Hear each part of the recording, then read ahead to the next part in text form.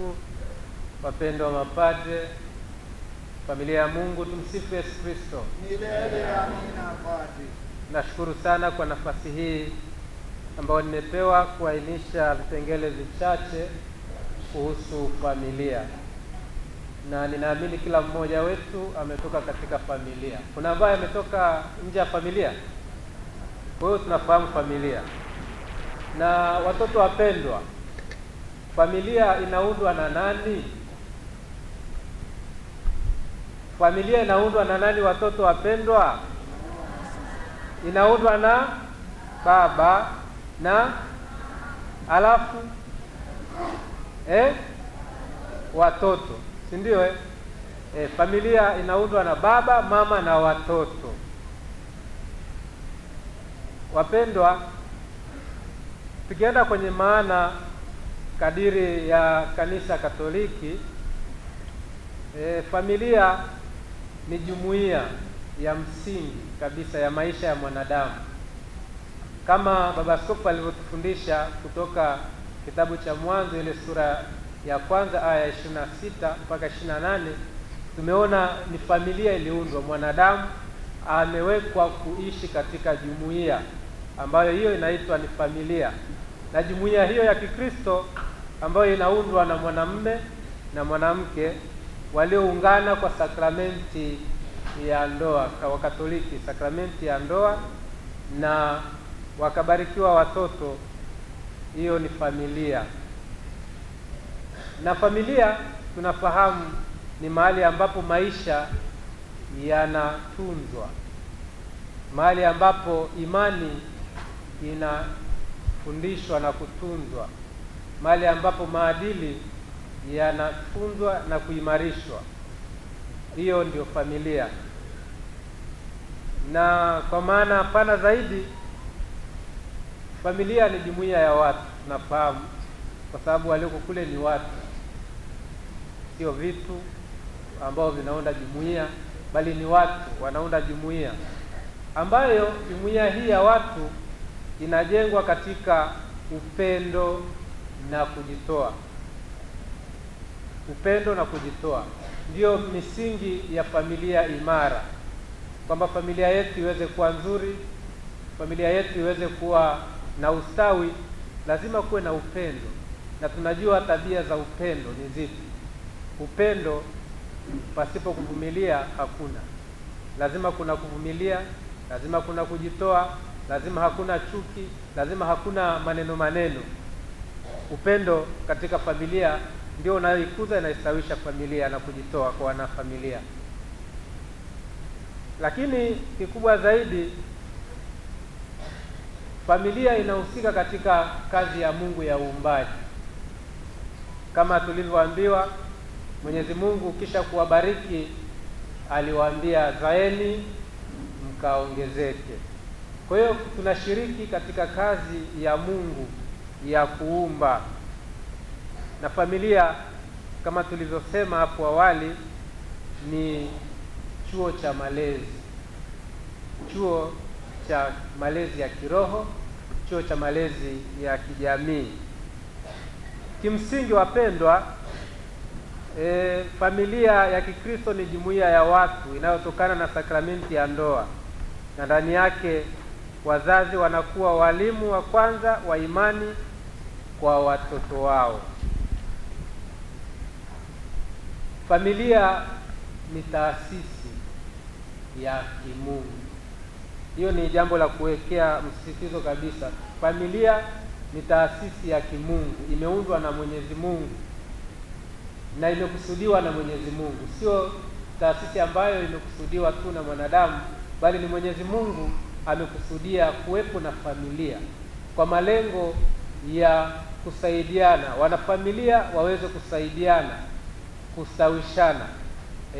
Wote, baba aweze kufaidi kutoka kwa mama, watoto wafaidi kutoka kwa wazazi wao, wazazi wafaidi kutoka kwa watoto wao. Kwa hiyo familia inaundwa, ni taasisi ya kimungu iliyoundwa ili kumfanya mwanadamu aweze kustawi, kukua, kuwa hai katika nyanja zote za kiimani, kimaadili, kiuchumi na kadhalika. Katika maandiko matakatifu tunapata msingi wake, yaani familia ina msingi wake katika maandiko matakatifu, kama tulivyosoma kitabu cha Mwanzo ile sura ya kwanza aya 27 mpaka 28. Pale tunapata msingi halisi wa familia. Lakini kanisa linafundisha kuhusu familia kama nyumba ambayo wazazi ni walimu wa kwanza wa imani. Hiyo ni katekisimu ya Kanisa Katoliki, inatufundisha kwamba familia ni jumuiya msingi ya jamii. Ndani yake watu hujifunza maadili, wajibu wa kijamii na upendo wa kweli. Kwa hiyo tunaona familia ni shule. Familia ni mahali ambapo tunapaswa tujishike, tusizikimbie familia. Majukumu makuu ya familia ni haya. Kazi ya familia kulinda maisha. Je, tujiulize, familia yetu inalinda maisha? Ile familia yangu inalinda maisha? Inatoa na kulinda maisha. Tunapopata zawadi ya watoto, tunawalinda, tunawatunza? Ndio kazi ya familia. Kazi ya pili, kufundisha imani na maadili. Je, familia yetu, familia yangu pale tunajifunza maadili au tunajifunza ukorofi au tunajifunza mambo ambayo ni kinyume na maadili? Kwa hiyo familia kimsingi ni shule ya maadili. Na sitazame familia zetu, je, tunafunza maadili au tunafunza vitu gani? Watoto wetu wanajifunza nini katika familia yetu? Mimi baba namfundisha nini mtoto wangu? Mimi mama namfundisha nini mtoto wangu? Sisi wazazi tunawafundisha nini watoto wetu? Lakini jukumu lingine la familia ni kujenga jamii yenye haki na upendo. Ndio jukumu la familia. Hata tukiona sasa hivi watu wengi, hasa vijana wengi, hasa kwa mfano kundi linaloitwa la linaonekana ni kundi ambalo ni ovu, si ndio? Limeonekana ni ovu, lakini muonekano unaweza ukawa umetoka kwetu sisi. Familia hatujatoa malezi ambayo yanapaswa kutolewa. Ndio maana tunaona watu hawaogopi tena hata kuua, kwa sababu waone thamani ya maisha, kwa sababu familia imeshindwa kulinda ule wajibu wake wa kutunza maisha, wa kujenga haki, wa kutoa maisha ya mapendo. Mababa wa kanisa na mapapa ambao wa enzi za hivi karibuni wametufundisha na kutusisitizia kuhusu familia. Mtakatifu Papa Yohane Paulo wa pili anatufundisha kwamba familia ni njia ya kwanza na ya kawaida ambapo kanisa kutembea ili kufikia mwanadamu. Familia hii kwamba ni njia ya kwanza kabisa, na hilo liko wazi kwa kila mmoja wetu. Lakini Papa Francis yeye anasema furaha ya upendo inayopatikana katika familia ni furaha ya kanisa. Kwa hiyo ile furaha ambayo inapatikana katika familia, kanisa linaifurahia. Ndio furaha yenyewe ya kanisa, kwa sababu familia ni kanisa la nyumbani. Familia ni kanisa la nyumbani. Wapendwa ndugu zangu, Mtakatifu Agustino wa Hippo anasema familia ni shule ya kwanza ya upendo, uvumilivu na maisha ya kiroho. Lakini Mtakatifu Yohane Chrysostom anasema fanya nyumba yako iwe kanisa. Fanya nyumba yako iwe. Wangapi nyumba zao ni kanisa? Kweli, kwa uhakika? Basi jitahidi kila mmoja uifanye nyumba yako iwe kanisa. Unaifanyaje iwe kanisa? Tuzitazame zile sifa muhimu za familia ya Kikristo. Tukizitazama hizo sifa, ninapohitaji unatazama na ile familia yako, alafu ndio inakuonyesha kwamba kweli familia yangu, nyumba yangu ni kanisa. Sifa ya kwanza ni upendo. familia yangu ina upendo? Upo? Basi mshukuru Mwenyezi Mungu. Huo ni msingi wa maisha ya familia. Upendo ni msingi wa maisha ya familia. La pili, familia inapaswa kuwa na uaminifu thabiti, uaminifu kwa kila mmoja, kwa kila mwanajumuiya, kwa kila mwanafamilia, ambayo hii inadumisha uhusiano wa kudumu hasa wa wanandoa. Alafu utunzaji wa uhai. Familia yetu inatunza uhai kuanzia tangu mwanzo wa mchakato wa kupata watoto, kuwalea, kuwatunza na kuwastawisha na wanandoa. Alafu la nne, sala. Familia ambayo haisali imekufa. Hauwezi kaita ni kanisa kwa sababu hakuna sala, na kinachotegemeza familia daima ni sala. Mkiwa kama wanafamilia ni watu wa sala, mtakuwa na mapendo, kwa sababu mtaweza kuvumiliana. Sala inatoa neema za kuvumilia. Mtakuwa na uaminifu, kutakuwa na ile hofu ya kuogopa kuharibu uhai, lakini mnakuwa ni watu wa huduma. Na hivi ndugu zangu, kwa mtazamo wa Kanisa Katoliki, familia sio muundo tu wa kijamii, bali ni wito na zawadi kutoka kwa Mungu. Familia ni wito na zawadi kutoka kwa Mungu, na hivyo tunapaswa tuendee kwa sala, kwa majitoleo, kwa kujitoa sadaka kabisa. Ndani yake maisha yanaanza kwenye familia. Kwa lazima sala iwepo. Ndani yake imani inafundishwa. Ndani yake jamii inajengwa. Kwa hiyo tukiona jamii ambazo zimeporomoka, maana yake familia zetu zinaangamia pia, maana hatujatoa malezi mazuri katika familia ambayo yanaweza kujenga jamii. Kuna familia za mzazi mmoja hapa, baadhi yetu wapo,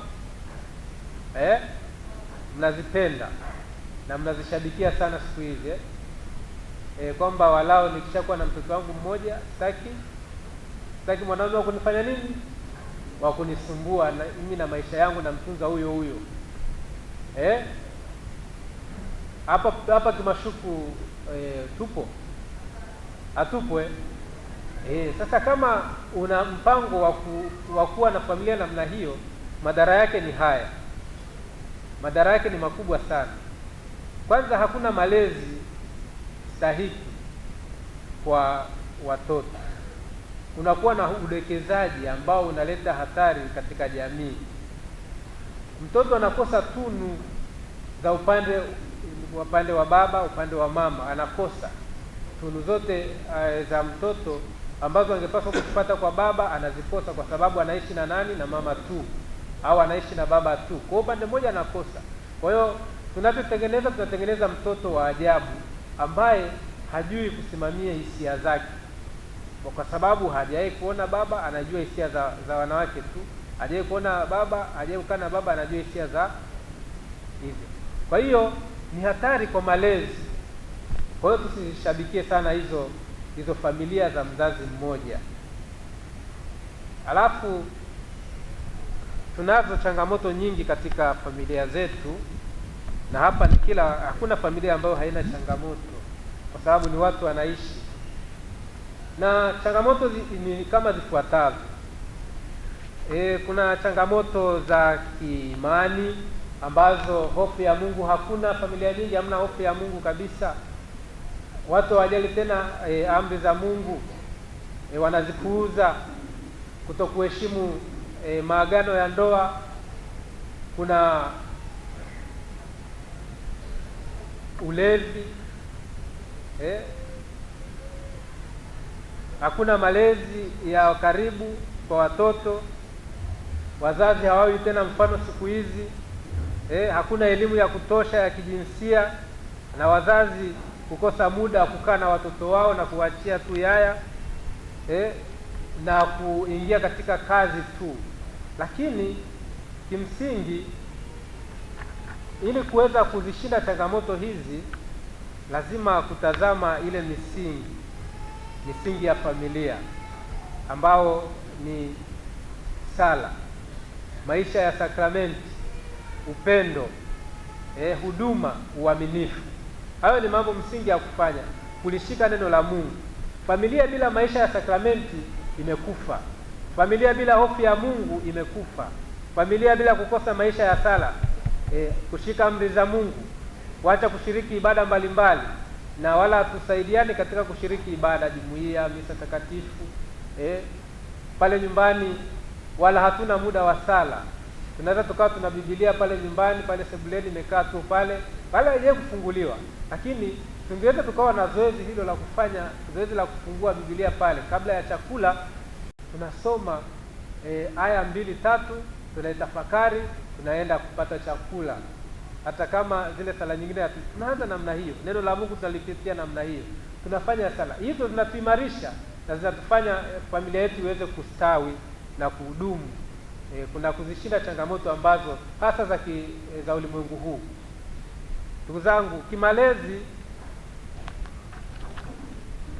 kuna wale ambao kimsingi, kwa mfano wazazi, hasa mzazi wa kike anapaswa kukaa na mtoto wake muda wote. Siku hizi tunawaachia yaya. Tukija watoto hatujitambute kama sisi ni wazazi wao, hasa mama. Kwa mama ni yule yaya. Mtoto hana upendo kabisa kwa mama yake, kwa sababu mama yake yuko bize na nini? Na kutafuta fedha. Yuko bize na fedha za kusuka, fedha za lipstick, anasahau zawadi ya mtoto.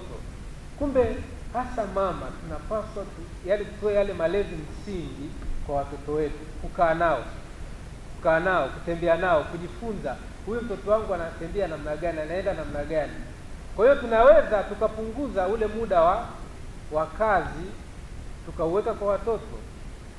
Lakini siku hizi tunazidisha, unatoka saa 12 unarudi saa 12, unakuta mtoto amelala, unamuuliza yeye ameshakula, amekula, basi kesho yake hivyo hivyo. Kwa mtoto wala hakujui, anaambiwa mama yako ni ule tu. Kwa hiyo wala upendo hautakuwepo.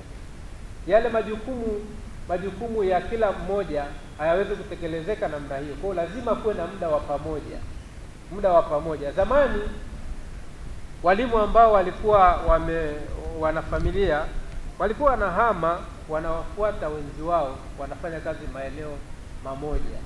Siku hizi mke anafanya kazi Kigoma, mume anafanya kazi Moshi. Hapo kuna familia kweli? Kwa nini sasa ule uhamisho haufanyiki tena kama zamani? Zamani walikuwa kama kweli akishaolewa tu lazima mchakato ufanyike, mke afuate wapi? Mume wake kule ambako anafanya kazi, wanatengeneza familia, wanaishi. Siku hizi hakuna. Walimu wanakaa huku, mke anakaa huku Moshi, mume yuko Dar es Salaam. Kuna familia hapo? Hakuna familia, kwa sababu kwanza hamko pamoja. Itakuwa ni familia ya kwenye simu ya kidijitali tu. Hiyo ni changamoto ya kidijitali ya familia ya siku hizi, ambayo inaathiri sana maisha ya familia, malezi ya kifamilia. Ndugu zangu, tujitahidi kutunza familia zetu, kuzitunza kwa mambo yafuatayo kiimani: kuishi mifano ya familia ya Yesu, Maria na Yosefu. Hawa ni mfano wa familia zetu, mfano kabisa ulio hai, mfano wa familia takatifu ya Yesu, Maria na Yosefu. Hao wanatupa mfano namna ya malezi. Daima walikuwa pamoja, wanatembea pamoja, wanafanya kazi pamoja. Yosefu unaona anafanya kazi, wakati Yosefu anaranda mbao, nani yuko pale? Yesu yuko pale anamtazama. Wakati wanatembea pamoja, Yesu amepotea, ameenda hekaluni, wanamtafuta pamoja, wote kwa pamoja. Sisi watoto wetu akipotea, ni mama tu anahangaika anamtafuta, baba ameenda wapi? Kilabuni, atapatikana tu. Kwa hiyo wala hatuhangaiki. Lakini familia hii inatupa mfano wa maisha, kwanza ya sala, ya kuaminiana, kuvumiliana na kujaliana, kupeana huduma, maisha ya upendo. Kanisa linaalikwa kutoa semina mbalimbali kwa wachumba, kama Baba Askofu alivyotufundisha. Wale ambao tunajiandaa kuingia kwenye familia, kujenga familia mpya, yani wanandoa, ni vizuri kupata muda wa kutosha wa kuchumba ili kuweza kufahamiana, kumfahamu mke wako, kumfahamu mume wako mtarajiwa, ili muweze kuja kuishi vizuri. Unakuta wakati mwingine tu umepita hapo, umeenda hapo baa, ukakutana na dada mmoja amepiga lipstick kali safi, nywele zake safi, ukasema huyu, ukaondoka naye, unasema ukafungiwa ndoa hapo hapo. Akifika kule ndani unaanza kuona miguu kama ya kwake, unaanza kusema sasa, ni mke wangu kweli huyu? Mbona hii miguu sio ile ambayo niliona? Kwa sababu kufanya nini? Kuchukua muda wa kumchunguza, mkaelewana, mkakubaliana, mkaona sasa hawa mnakaa pamoja. Kwa hiyo ni jambo la kuzingatia, hasa sisi ambao tunajiandaa kuwa na nafasi na muda wa uchumba na kufahamiana. Lakini tunaalikwa kushiriki katika mazoezi mbalimbali ya kanisani ya kiroho, ibada mbalimbali na mashirika mbalimbali ya kitume. Tuhakikishe kwamba walao ninashiriki katika shirika lolote, walao kuna WAWATA, walao nipo Moyo Mtakatifu wa Yesu, walao nipo, walao watoto wangu wanaenda katika mashirika ya utoto wa Yesu, Mtakatifu Aloisi na mengine. Huko wanapata malezi, wanakuwa na familia yetu inaendelea kuimarika. Alafu kingine, sala za kila siku kwenye familia. Tuhakikishe tunaziwekea msisitizo sala za kila siku katika familia. Hata kama ni sala fupi, atukuzwe Baba. Kama familia mkifanya, ile ina nguvu sana, inawaimarisha na itawaunganisha sana. Na nyinginezo, kuendelea kujitahidi kuwafundisha watoto kusali, kusoma Biblia, kuhakikisha kwamba tunashiriki misa pamoja, unachukua muda, familia yote inapata nafasi, hata mara 1, 2, 3 mnaenda wote kwa pamoja katika ibada, kabla ya misa takatifu, ibada mbalimbali za neno la Mungu, ibada za Rozari takatifu na kadhalika. Kuanzisha vikundi mbalimbali vya wazazi vya kutoa ushauri. Katika jamii zetu tunaweza tukaanzisha vikundi hivyo vya wazazi kwa ajili ya kutoa ushauri katika mitaa yetu ili kujenga familia zetu. Tunaweza kuunda kikundi cha familia 3, 4, 5 kwa ajili ya kuangalia malezi ya familia zetu na watoto wetu. Hiyo itatusaidia pia kukuza na kudumisha ustawi wa familia zetu. Ndugu zangu, ninaomba tu nimalizie kwa kusema kwamba wajibu wa wanandoa na jamii kwa ujumla katika familia unapaswa kuzingatiwa. Wajibu kwanza kabisa, wazazi kwa watoto tunapaswa tuwape baraka watoto daima, wanapotoka na kwenda.